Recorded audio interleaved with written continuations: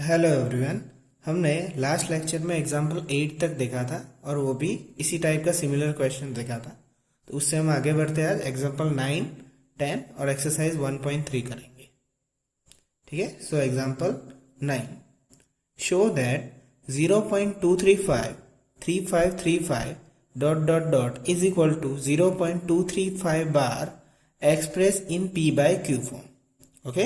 तो last lecture से आपको याद ही होगा कि जो भी नंबर दिया जाता है उसे ही हम क्या सपोज कर लेते हैं। सबसे पहले x सपोज कर लेते हैं। तो x is equal to 0.235 bar P by Q form में कन्वर्ट करने के लिए। अब हमने क्या याद रखा था कि जिन जिन नंबर पे बार होंगे, तो देखो दो नंबर पे बार है तो हम दोनों साइड 100 पे मल्टीप्लाई करेंगे। अगर 3 नंबर पे बार होता तो हम दोनों साइड पे 1000 से मल्टीप्लाई करेंगे। ठीक है। तो multiply both side with 100, तो 100x is equal to 100 into 0.235 bar. Okay. तो 100 into 0.235 बार मीन्स 235 हम इसे ऐसे भी लिख सकते हैं। 100x is equal to 100 into 0.235, 35 he repeat होंगे, दो नंबर के ऊपर ही बार है तो वही दो नंबर रिपीट हो रहे हैं। ओके। तो 100x इज इक्वल टू, तो यहाँ पे क्या होगा, 100 है तो 2 पॉइंट यहाँ पे मूव करेगा तो 23.5353 होगा, यानी कि 23.53535 इस तरह से होगा। 100 मल्टीप्लाई हुए, 2 पॉइंट यहाँ तक गए। अब उसी को हम कैसे लिख लेते हैं, यहाँ पे सामने तो लेफ्ट साइड पे वही रहेगा। 100x इज इक्वल टू, हम उसको यहाँ पे कैसे लिख लेते हैं, यहाँ पे जो दो पार्ट में हम डिवाइड करते हैं। अब यहाँ पे बहुत बच्चों को प्रॉब्लम आती है कि इसको डिवाइड किस तरह से करें। मतलब कुछ नंबर तो इजी होते, डायरेक्ट दिख जाते, पर बड़े नंबर हो तो क्या करें। तो सिंपल सा एक काम करना है, कुछ भी नहीं करना है। यहाँ पे जो हमें नंबर दिया जाता है वो राइट साइड पे लिख लो, 0.2353 इस तरह से, जो डॉट डॉट डॉट जाता है हमारा उसी तरह से 35। चलो एक और लिख लेते हैं, 23535। ये यहाँ पे लिख ही दो, चाहे कुछ भी हो जाए वो हमें यहाँ पे लिख ही देना है, वैसा ही रखना है। अब यहाँ पे कौन सा रखें, तो ये जो नंबर हमारा आया उसमें से ये माइनस कर दो। तो ये वाला नंबर लाने के लिए हमें सिर्फ क्या करना है कि यहाँ जो नंबर आया 23.535 उसको यहाँ पे लिखो 23.535, 3 डिजिट तक ही लिखते हैं, कोई प्रॉब्लम नहीं। और यहाँ जो हमने नंबर लिखा उसके भी 3 डिजिट ही लिखना, ज़्यादा नहीं, 235।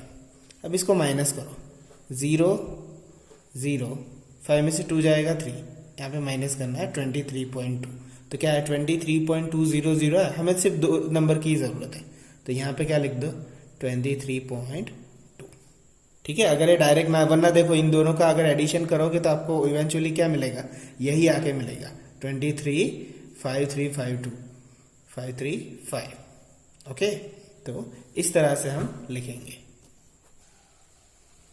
Okay. Now I made a mistake, 5 में से 2 जाएगा तो यहाँ पे 3 बचेगा, सॉरी। ओके। यहाँ पे क्या बचेगा, 3।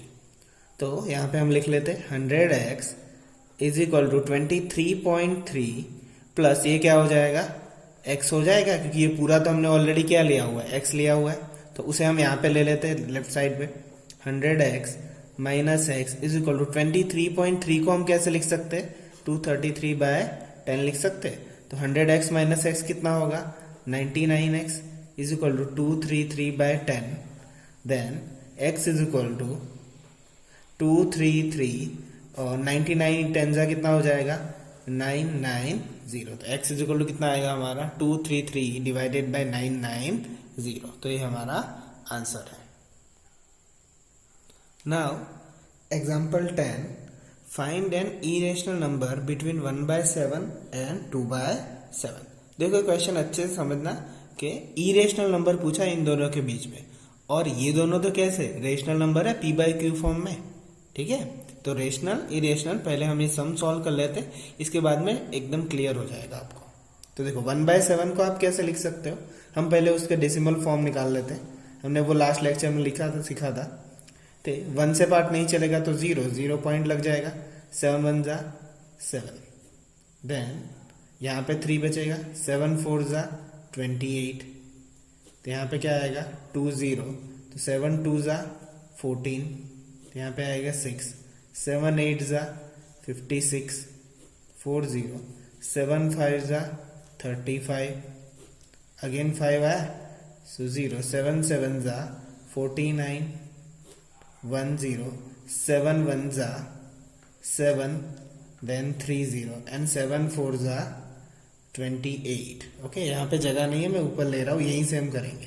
तो कितना बचेगा 2 0, तो 7 2 जा 28 2 0, तो 7 2 जा मुझे क्या लेना पड़ेगा 14, 6 0, 7 8 जा 56, 4 0, 7 5 जा 35, then 5 0, 7 7 जा 49, then 1 0, then 7 1 जा 7। तो देखो आपको तो इतना नहीं करना है, पर मैंने समझाना था इसलिए यहाँ पे लिखा।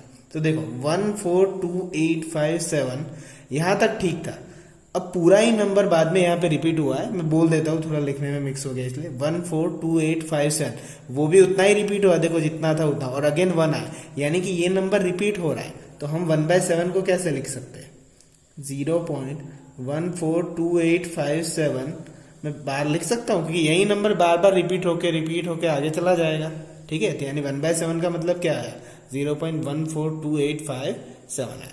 सिमिलर पैटर्न पे हम 2/7 निकालते हैं, तो हम क्या करेंगे इस तरह से ले लेंगे, पर हम इस तरह से फाइंड नहीं करेंगे। देखो जरा ध्यान से किस तरह से हम, अगर 1/7 है, अगर 2/7 फाइंड करना है तो वो तो बहुत ही ईजी है, क्योंकि 2 ही तो है आगे। 2 इंटू में 1/7 कर देता हूँ, इसके नीचे 1 ही होता है, हम कभी लिखते नहीं है बस। तो 2 1 जा 2, 1 7 जा 7। सिर्फ इस नंबर को अगर मैं 2 से मल्टीप्लाई कर दूं तो मुझे 2/7 मिलेगा, तो मैं लिख लेता हूँ इसे यहाँ पे 2.142857 बार के साथ। अब इसको मल्टीप्लाई करते चलो, 2 7 जा 14, ऊपर 1 चला जाएगा, 2 5 जा 10 और 1 11 होगा, 1 जाएगा, 2 8 जा 16 और 1 17, 2 2 जा 4 और 1 5, 2 4 जा 8 एंड 2 1 जा 2। ओके, तो क्या होगा 0.285714 होगा। ठीक है, तो ये क्या मिल गया मुझे 2/7 मिल गया।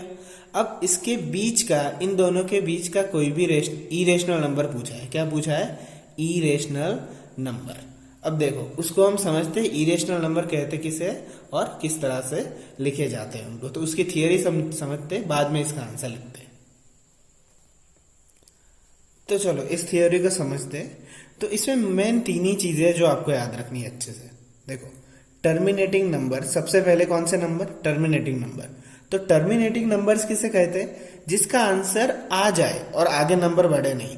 फॉर एग्जाम्पल अगर मैं ये कोई भी नंबर को हम किसी से भी डिवाइड कर लेते, मान लो किसी का आंसर आया 0.5 पर रिमाइंडर 0 आ जाता है इतने से, ऐसा हमने प्रैक्टिस किया था।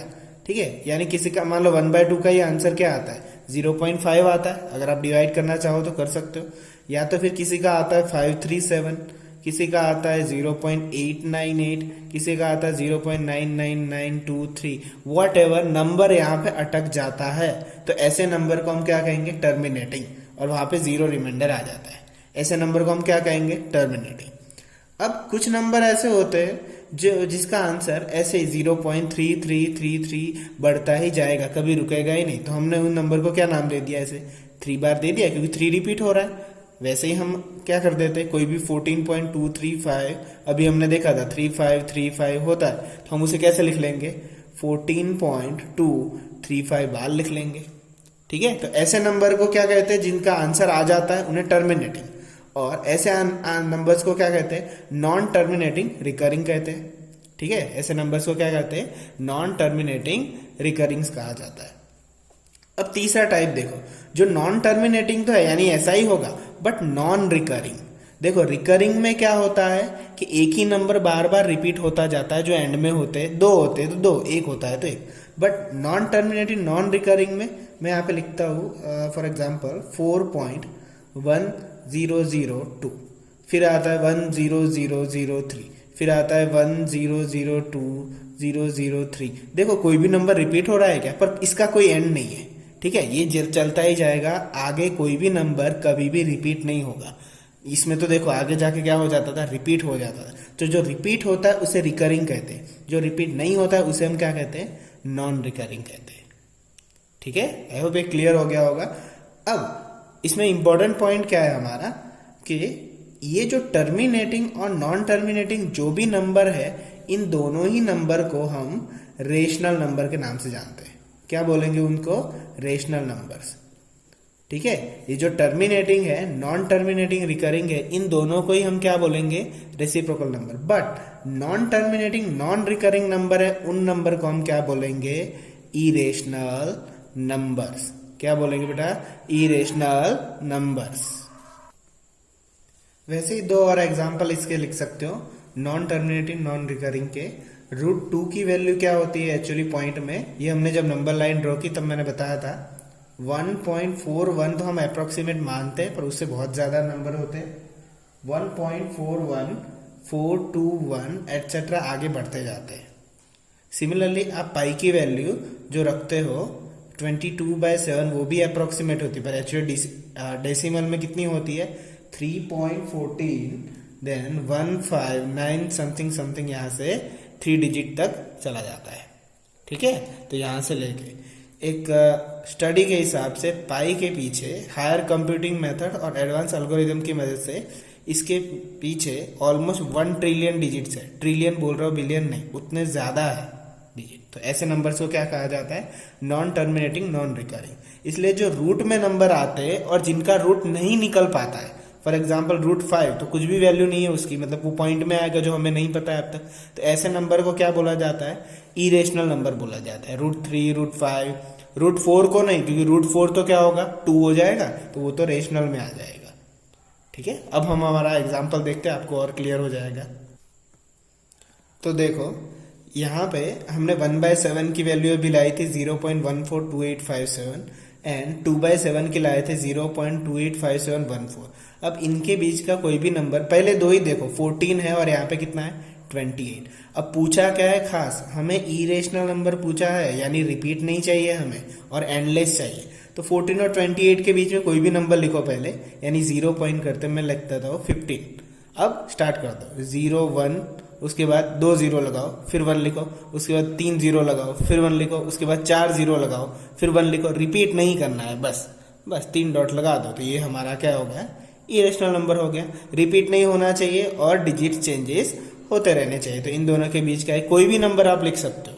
1 मार्क्स का क्वेश्चन था एक्चुअली ये ढूंढ के से बीच का नंबर लिख लेना है। ओके, नाउ हम एक्सरसाइज पे बढ़ते हैं, उसमें और क्वेश्चन आएंगे तो आपको और अंदाजा आएगा। Exercise 1.3, question 1. Write the following in decimal form and say what kind of decimal expansion it has. ठीक है, यहाँ पे ये 6 क्वेश्चन दिए हुए हैं और उनका डेसिमल लिखना है और बाद में उनका टाइप बताना है कि कौन से टाइप का डेसिमल है। तो फर्स्ट क्वेश्चन इज 36/100। तो ये तो क्लियरली दिख रहा है आपको कौन सा उसका डेसिमल में होगा, 0.36 होगा। इसकी तो आपने बहुत प्रैक्टिस की हुई है। अब ये 0.36 आया तो देखो इस टाइप में हमने जो अभी डिस्कस किया है कि टर्मिनेटिंग होगा, नॉन टर्मिनेटिंग, या नॉन टर्मिनेटिंग नॉन रिकरिंग। तो देखो आंसर अटक जाता है, बढ़ता नहीं है आगे, तो उसे हम क्या कहते हैं, टर्मिनेटिंग। तो ये हमारा क्या होगा, टर्मिनेटिंग होगा। ठीक है, उसके बाद 1/11 है तो उसे हम डिवाइड करते हैं पहले। तो 1/11 को किस तरह से यहाँ पे लिख लेते हैं। ओके, तो यहाँ पे 0 रखेंगे तो पॉइंट आ जाएगा पहले ही, पर अभी भी पार्ट नहीं चल रहा है तो हम क्या लिखेंगे, और एक 0। तो 11 9 जा कितना होगा, 99। तो 1 0। अब यहाँ पे पार्ट नहीं चल रहा है ऑलरेडी, तो now second question is 1/11। Then 1/11 को हम किस तरह से करेंगे, यहाँ पे 11 देन 0 रखेंगे तो छोटा नंबर आया अभी भी 10, तो हम एक और 0 रखेंगे तो एक 0 पॉइंट होगा और ये 0 एक्स्ट्रा रखने के लिए यहाँ से। तो 9, 11 9 जा 99, 1 0, अगेन 0 आएगा तो एक 0 यहाँ पे, तो 11 9 जा अगेन क्या होगा, 99। तो देखो यही प्रोसेस रिपीट होगा बार बार। तो 1/11 का मतलब क्या होगा, 0.09 बार। ठीक है, अब देखो ये बार है और यहाँ पे 0909 वही रिपीट हो रहा है, तो ये क्या होगा, इसका मतलब नॉन टर्मिनेटिंग, टर्मिनेटिंग नहीं है क्योंकि टर्मिनेटिंग में नंबर अटक जाता है, यहां तो जा रहा है, तो non terminating but recurring. Okay, ये क्या होगा, नॉन टर्मिनेटिंग रिकरिंग। रिकरिंग का मतलब है ये कंटिन्यूसली यही नंबर आने वाले हैं, कोई और चेंज नहीं होंगे। ठीक है, थर्ड क्वेश्चन देखते हैं। 4 1/8, 8 4 जा 32, 32 प्लस 1 33, 33 अपॉन 8। तो 33/8 को हम ऐसे लिख लेते हैं, 8 4 जा 32, 1 0। ओके, तो पॉइंट आ जाएगा 8 1 जा 8, 2 0, 8 2 जा 16, 4 0, 8 5 जा 40। तो हमारा आंसर क्या आया, 33/8 का आंसर आया 4.125। तो देखो ये पॉइंट नंबर क्या है, यहाँ पे फिनिश हो जाता है, तो क्लियरली ये कैसा नंबर होगा, टर्मिनेटिंग नंबर होगा। तो ये कैसा नंबर होगा, टर्मिनेटिंग। Now fourth question, 3/13। तो हम 3 यहां से ले लेते हैं डिवाइड करके 13, एक 0 लगा लेंगे, ऊपर पॉइंट लग जाएगा। 13 2 जा 26, 4 0, देन 13 3 जा 39, 1 0। तो यहाँ पे देखो ये क्लियरली क्या हो गया, छोटा नंबर हो गया। अब एक 0 लेंगे तो ऊपर क्या आएगा, 0। तो 13 8 जा 13 7 जा कितना होगा, 91। 38 जा तो 104 हो जाएगा, तो 91। और यहाँ पे कितना बचेगा, 9 एंड 0 होगा। तो 13 7 जा हो गया 91, देन 13 6 जा क्या होगा, 78। तो यहाँ पे देखो ये क्या बचेगा, 2, और 9 में 8 में से 12 बचेगा यहाँ पे। तो यहाँ पे एक 0 लेंगे हम, तो 13 9 जा क्या हो जाएगा, 117 हो जाएगा। तो रिमाइंडर कितना बचेगा, 3 बचेगा। तो एक 0 और लेंगे, तो 13 2 जा 26, 4 यहाँ पे होगा, और तो यहाँ पे अगेन 0 आएगा, तो 13 3 जा क्या होगा, 39। अब यहाँ पैटर्न फॉलो करो, देखो 2 3 0 7 6 9 एंड अगेन 2 3 आ रहा है, तो वो कहाँ जाके अटकेगा, 0 6 9 पे, जैसे यहाँ पे आगे रिपीट हुआ था वैसे ही। तो यहाँ पे हम डायरेक्टली लिख लेते हैं कि 3/13 का मतलब होता है 0.230769 क्या होगा, बार। तो देखो ये नॉन टर्मिनेटिंग है क्योंकि ये खत्म तो होता नहीं है, पर रिकरिंग जरूर है, यानी बार बार रिपीट होता है। तो नॉन टर्मिनेटिंग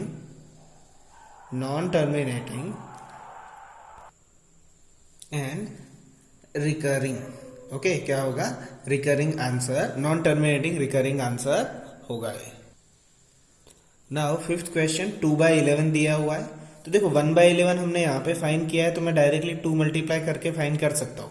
अदरवाइज अगर आपको नहीं दिया हुआ होता है ऐसा कुछ, या फिर हमने निकाला नहीं होता है, तो हम 2 अंदर लिखेंगे 11 बार, इस तरह से हम निकाल लेंगे। पर यहाँ पे मैं कुछ इस तरह से निकालता हूँ, 2/11 इज इक्वल टू 2 इंटू 1/11। तो 1/11 क्या लिखा है, 0.09 bar. So we should get 2 9 18, then 0.18 bar is your our answer. तो 0.18 बार का मतलब क्या होता है, ये नॉन टर्मिनेटिंग है, 18 रिपीट होगा तो टर्मिनेट नहीं होगा, पर रिकरिंग जरूर है। तो नॉन टर्मिनेटिंग रिकरिंग, ओके, ये होगा हमारा आंसर। Now six question, 329/400। तो इसे तो हम डायरेक्टली करना पड़ेगा, 329 डिवाइडेड बाय 400। क्लियरली यहाँ पे 0, तो 0 पॉइंट। अब 8 4 जा 32 होता है, तो पीछे 2 0 और लगा देते हैं, तो 0 9, ये 0 0 हो जाएगा। ठीक है, अब उसके बाद यहाँ पे एक और 0 लगाते हैं, तो 402 जा कितना होगा, यहाँ पे 402 जा 800 होगा। तो यहाँ पे कितना आएगा, 100। अगेन 0 लगाएंगे, तो 402 जा वही लेना पड़ेगा, कितना होगा 800, 0 0 2 हो जाएगा, और 4 5 जा कितना होगा 20, यानी कि 2000 हो जाएगा। ओके, तो ये कितना हो जाएगा 2000। तो देखो रिमाइंडर कितना मिला, 0 मिला, पर यहाँ पे क्वेश्चन कितना मिल गया, 329/400 का क्वेश्चन क्या मिल गया, 0.8225, यानी कि टर्मिनेटिंग मिल गया। क्या मिल गया, टर्मिनेटिंग आंसर मिल गया। तो सिर्फ टर्मिनेटिंग लिखना है हमें, और एक रेशनल नंबर है। ठीक है, तो आई होप एक क्लियर हुआ होगा कि non terminating, terminating, recurring non terminating recurring में क्या क्या डिफरेंसेस होते हैं, ठीक है। और एग्जांपल्स हैं हमारे पास। क्वेश्चन 2 देखते हैं। Now the second question is this, 1/7 is equal to 0.142857 bar. Can you predict what the decimal expansion of 2/7, 3/7, 4/7, 5/7 and 6/7 are without actually doing long division? तो एक्चुअली ये हम पहले ही कर चुके हैं, जो आगे मैंने बताया वैसे ही। अगर 1/7 ये दिया हुआ है 142857, तो आप 2/7 कैसे निकाल सकते हो? 2 इंटू 1/7 करके, यानी इसी नंबर को हम 2 से मल्टीप्लाई कर लेते हैं। तो चलो कर लेते हैं। 2 7 जा 14, 1 2 5 जा 10 और 11, 2 8 जा 16 और 1 17, 2 2 जा 4 और 5, 2 4 जा 8 एंड 2 1 जा 2। तो यहाँ नीचे लिख लेता हूं मैं 0 पॉइंट करके 285714 बार होगा मेरा आंसर, ठीक है। मल्टीप्लाई करके जो भी आंसर है उसके ऊपर हम बार लगा देंगे। तो सिमिलर तरीके से आप यहाँ पे 3/7 है तो 3 इंटू 1/7, यानी कि इसी नंबर को 3 से मल्टीप्लाई करो फिर बार लगा दो। सिमिलर पैटर्न में 4/7 को 4 इंटू 1/7 करके लगा सकते हो, ठीक है। तो ये इतना आप मल्टीप्लाई खुद से ही कर लेना, सिर्फ मल्टीप्लाई करना है, कुछ भी नहीं है, ठीक है। हम थर्ड क्वेश्चन देखते हैं। तो देखो थर्ड क्वेश्चन क्या है हमारे पास, express the following in the form of p/q where p and q are integer and q not equal to 0। तो देखो ये क्वेश्चन हमें अभी एग्जांपल में किए थे वैसे ही है। तो सबसे पहले हम क्या करेंगे, ये जो नंबर दिया होता है उसे हम x ले लेंगे, x is equal to 0.6 bar. देन कितने नंबर पे बार है, एक ही नंबर पे है तो हम 10 मल्टीप्लाई करेंगे, 10 मल्टीप्लाई बोथ साइड, तो 10x is equal to 10 into ये क्या होगा 0.66 होगा, ये डॉट डॉट चला जाए क्योंकि एक ही नंबर रिपीट हो रहा है। तो 10x इज इक्वल टू ये क्या होगा, यहाँ पे एक 0 वहां पे जाएगा, मूव हो जाएगा, 10 मल्टीप्लाई इसलिए 6.666। तो इसको तो हम कैसे लिख सकते हैं, 10x is equal to 6 plus 0.66 लिख सकते हैं, ये तो क्लियरली पता चल जाएगा। तो 10x is equal to 6 plus 0.666 क्या हमने अज्यूम किया हुआ है, x अज्यूम किया हुआ है, इसका मतलब यही होता है 0.666 कॉमा कॉमा बढ़ता जाएगा वो। अब x यहाँ पे ले लो तो 10x माइनस एक्स कितना हो जाएगा, 9x is equal to 6। So x is equal to 6/9। तो सिंप्लीफाई करेंगे तो x इज इक्वल टू क्या आएगा, 2/3 आएगा। सेकंड क्वेश्चन 0.47 के ऊपर इस बार बार है, तो हम x इज इक्वल टू पहले वही ले लेंगे 0.477, इस तरह से बढ़ता जाएगा, ठीक है। उसके बाद हम एक ही नंबर पे बार था तो हम 10 मल्टीप्लाई करेंगे, multiply both side 10, so 10x is equal to 10 into 0.47 bar, यहाँ पे से 47 लिख रहा हूं। अब 10x इज इक्वल टू ये क्या होगा 4.7 बार हो जाएगा क्योंकि एक पॉइंट उस तरफ चला गया। तो अब हम इसको किस तरह से लिखते हैं, तो देखो 10x इज इक्वल टू यहाँ एक नंबर होगा, अब मैं 7 बार हटा देता हूँ ताकि कंफ्यूजन ना हो। अब यहाँ पे क्या चाहिए, मैंने ऑलवेज क्या कहा था, x चाहिए हमें, तो वो लिख ही दो 0.477, फिर आगे लिख लो। अब इसी को हम इसमें से माइनस कर देते 4.77 में से, तो देखो 4.77 माइनस 0.477, तो 7 में 0 जाएगा, 770, 7 में से 4 जाएगा 3 और 4, तो क्या है 4.3, 2 ही डिजिट चाहिए हमें, तो 4.3 लिख लो। तो 10x इज इक्वल टू 4.3, 0.477 का मतलब क्या होता है x, अब यहाँ ले लो क्योंकि हमें आगे लिखा हुआ है 10x माइनस एक्स कितना हो जाएगा 9x, 4.3 को 43/10 लिख सकते हैं, तो x इज इक्वल टू क्या होगा 43/90। Okay, x is equal to क्या होगा 43/90। Clear. Now third question, x is equal to क्या ले लेंगे 0.001 बार, 3 है, मल्टीप्लाई बोथ साइड क्या होगा 1000, दोनों साइड 1000 से मल्टीप्लाई करेंगे, 1000x is equal to 1000 into 0.001 dot dot dot. Okay, ठीक है।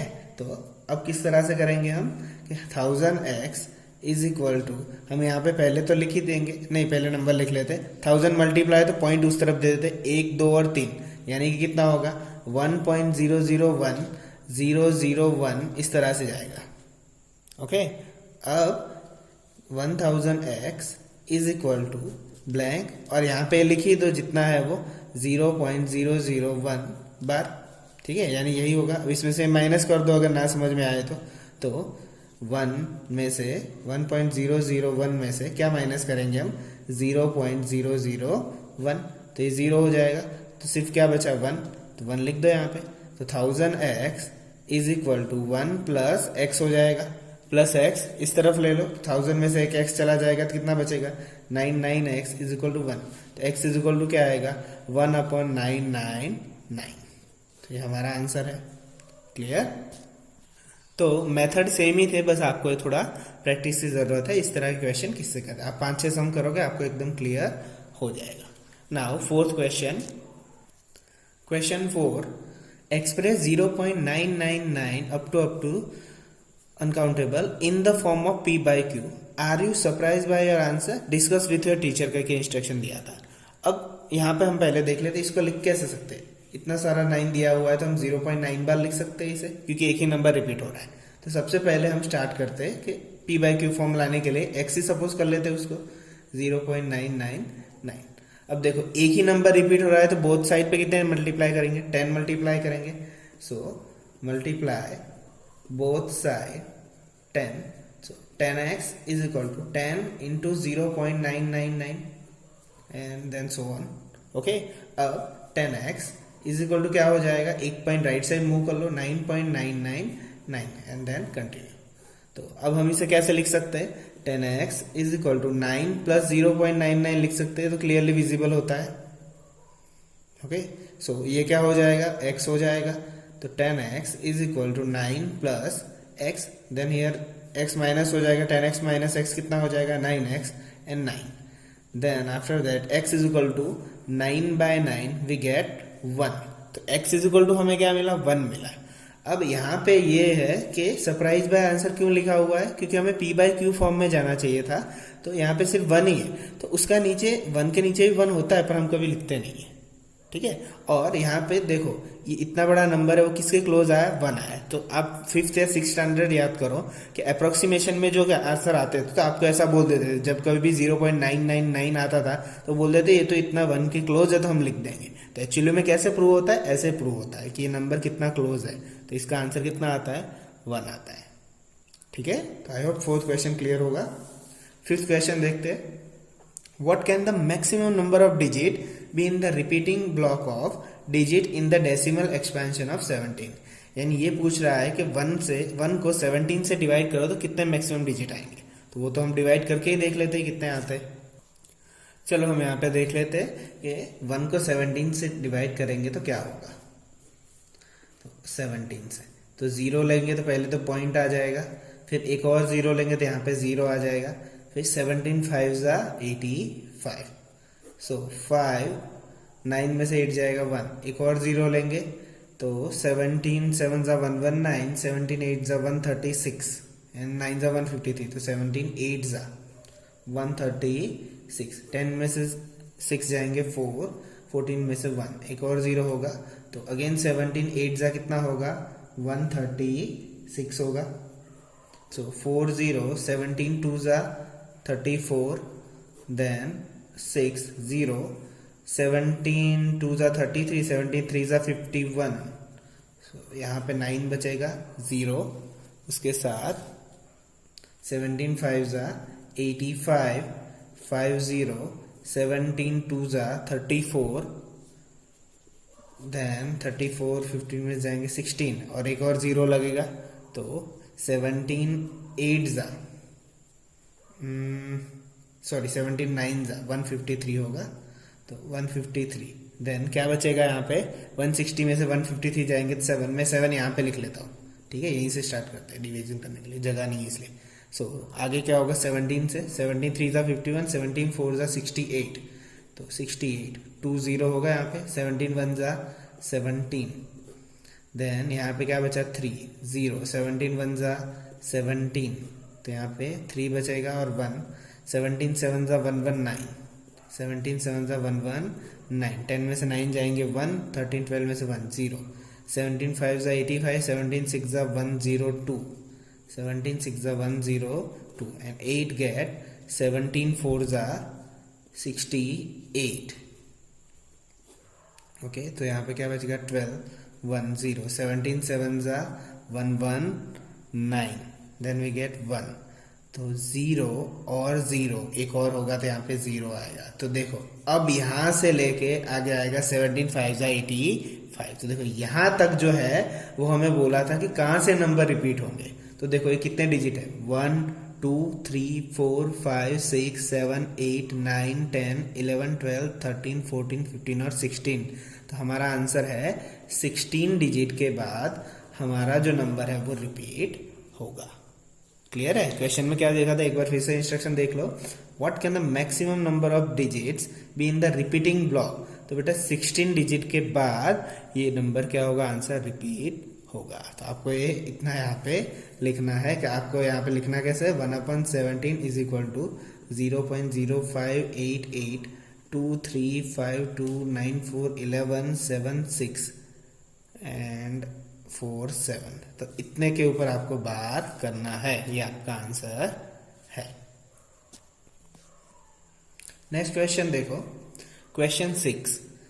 Look at several example of rational number in the form of p by q। Question को समझना अच्छे से। Where p and q are integer with no common factor other than 1। तो हमें p by q के फॉर्म के कुछ एग्जाम्पल लिखने को बोल रहा है, दोनों का 1 से ज्यादा कोई कॉमन फैक्टर होना नहीं चाहिए। And having terminating decimal representation, और क्लियरली बोला है कि टर्मिनेटिंग एग्जाम्पल चाहिए। Which property q must satisfy, show that q कौन सी प्रॉपर्टी सेटिस्फाई करेगा। तो देखो मैं कुछ एग्जाम्पल लेके देखता हूँ। तो 1/2 को लिखो, तो 1/2 का मतलब क्या होगा 0.5। टर्मिनेटिंग है तो हाँ टर्मिनेटिंग है, पहली कंडीशन सेटिस्फाई। फिर दूसरा के ऊपर नीचे दोनों ही नंबर का कोई 1 के अलावा और कोई कॉमन फैक्टर नहीं होना चाहिए। तो देखो 1 1 जा होता है, 2 1 जा होता है, तो 1 ही कॉमन फैक्टर आया, तो ये हमारा सही एग्जाम्पल है। 1/2 देख लिया। 1/5 देखो, तो 1/5 का क्या होगा 0.2 होगा। ठीक है, तो देखो दोनों का 1 के अलावा कोई और फैक्टर नहीं है और आंसर भी टर्मिनेटिंग आ रहा है, तो ये हमारा सही एग्जाम्पल है। अब मैं कुछ ले लेता हूँ 1/3 ले लेता हूँ। ठीक है, तो 1/3 में लूंगा जब भी, तो 1/3 में आंसर निकाल के देखते हैं हम लोग। यहाँ से 0.33 जा 9 1 0 3 3 जा 9, यानी कि 1/3 का आंसर क्या आएगा हमारा 0.3 बार आएगा। तो इन दोनों का जो 1 और 3 है, दोनों में 1 के अलावा कोई फैक्टर नहीं। ये कंडीशन तो सेटिस्फाई होती है पर टर्मिनेटिंग नहीं होती है, तो ये हमारा एग्जाम्पल नहीं हो सकता। ठीक है, हमें अपने हिसाब से एग्जाम्पल बनाने, पर आपको एग्जाम्पल बनाने भी तो आने चाहिए ना। ठीक है, तो दोनों ही कंडीशन सेटिस्फाई होनी चाहिए। तो देखो दूसरा एक एग्जाम्पल ले लो, 2/5 ले लो, क्योंकि देखो 1/5 का अगर 0.2 होता है तो 2/5 का क्या होगा 0.4। कैसे, तो देखो 1/5 ऐसे, तो 2 इंटू 1/5 का क्या होगा 0.2, तो ये क्या होगा 0.4। तो अब यहाँ पे एक प्रॉपर्टी सेटिस्फाई होती है यहाँ पे, इसलिए एक बेस्ट क्वेश्चन दिया हुआ है और आप 10th के फर्स्ट चैप्टर में ये प्रॉपर्टी जरूर पढ़ोगे, इसलिए अच्छे से देखना।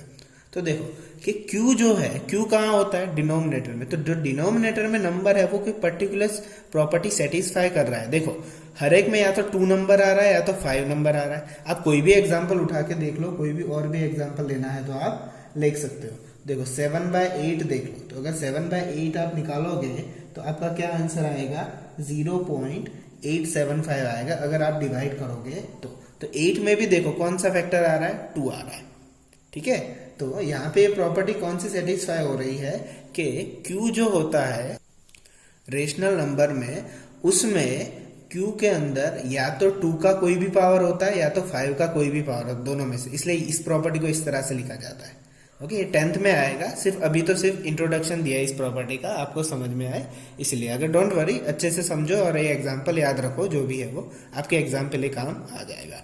आपको आगे 10th में और भी समझ में आएगा इसके कि डिनोमिनेटर में जो भी रेशनल नंबर के डिनोमिनेटर की बात हो रही है तो वहां पे 2m into 5m property satisfy होती है। या तो 2 होगा डिनोमिनेटर में या तो 5 होगा, तब ये रेशनल नंबर बन जाएगा। नहीं होंगे दोनों में से कोई भी तो देख लो क्या होगा। ये देखो 1/3 है, 2 और 5 कोई नहीं है, तो कौन सा नंबर बनेगा यहाँ पे 1/3। ये क्लियर है? ओके, तो ये पर्टिकुलर एग्जाम्पल के लिए ये भी रेशनल नंबर ही है, पर जस्ट नॉन टर्मिनेटिंग रिकरिंग है। सिर्फ ये प्रॉपर्टी सेटिस्फाई करने के लिए दिया है और कुछ भी नहीं है। क्वेश्चन 8 देखो नेक्स्ट। 7 मैंने नीचे लिखा हुआ है, पहले 8 लिखा हुआ है। Right the 3 different irrational number, careful with that. क्या बोला है? इरेशनल नंबर लिखने हैं 2 रेशनल नंबर के बीच में। अभी हमने इरेशनल नंबर का कॉन्सेप्ट सीखा हुआ है, ठीक है। इरेशनल नंबर मतलब जो डिजिट एंडिंग ना हो और रिपीटेटिंग डिजिट ना हो, यानी कि नॉन रिकरिंग डिजिट्स हो। तो 5/7 की वैल्यू क्या होगी? तो हम वो डिवाइड करके निकाल सकते हैं। तो अभी हमने पहले ही क्वेश्चन में निकाला था 1/7। तो 1/7 कितना था? 0.142857। तो अगर आपको 5/7 निकालना है तो एग्जाम में तो आपको ये नहीं दिया हुआ होगा, अभी तो मैंने देखा है इसलिए लिखा है सिर्फ 5। तो आपको 5 को 7 से डिवाइड कर देना है, वही डायरेक्टली लिख देना है फिर आंसर। तो यहाँ पे 5/7 निकालने के लिए क्या करेंगे हम? 5 इंटू 0.142857 से मल्टीप्लाई करेंगे। तो ये जो मल्टीप्लाई करेंगे उसके बाद हमें आंसर मिलेगा 0.714285। इस तरह से कुछ मल्टीप्लाई में आंसर मिलेगा। तो ये 5/7 का हो गया। तो अभी वैसे ही मैंने 1/11 का हमने आगे निकाला हुआ था। तो 1/11 का आंसर क्या? 0.090909 इस तरह से आगे बढ़ता जा रहा था। तो 9/11 का क्या होगा? अगर हम उससे मल्टीप्लाई करेंगे तो हमें कुछ इस तरह से मिलेगा, 0.81 बार मिलेगा, ठीक है। तो इन दोनों के बीच का कोई भी नंबर लिख लो जो आपको लिखना है। वो कितने नंबर लिखने को बोले हमें? 3 डिफरेंट डिजिट बोले हुए। कोई भी 3 डिफरेंट डिजिट लिख लो यहाँ से लेके। फॉर एग्जाम्पल 0.71 से स्टार्ट हो रहा है ना, तो हम 0.72 से स्टार्ट करते हैं। 1 0 1, फिर 2 0 1, फिर 3 0 1, इस तरह से बढ़ता जाएगा। तो ये हमारा पहला नंबर हो गया। मैं यहाँ पे बॉक्स कर रहा हूँ ताकि दिख जाए। अब दूसरा नंबर लिख लेते हैं, यहाँ पे लिख लेता हूँ मैं दूसरा नंबर 0.73, 0 1 0 0 1 0 0 0 1 एंड एटसेट्रा। चौथा लिख लो 0.74, 0 1 0 0 1 0 0 1 एटसेट्रा। ओके, तो ये था हमारा 8 क्वेश्चन। नेक्स्ट देखते हैं 7 क्वेश्चन क्या है हमारे पास। राइट 3 नंबर्स, डिफरेंट नहीं, सिर्फ 3 नंबर्स बोला हुआ है, whose decimal expansion non terminating and non recurring.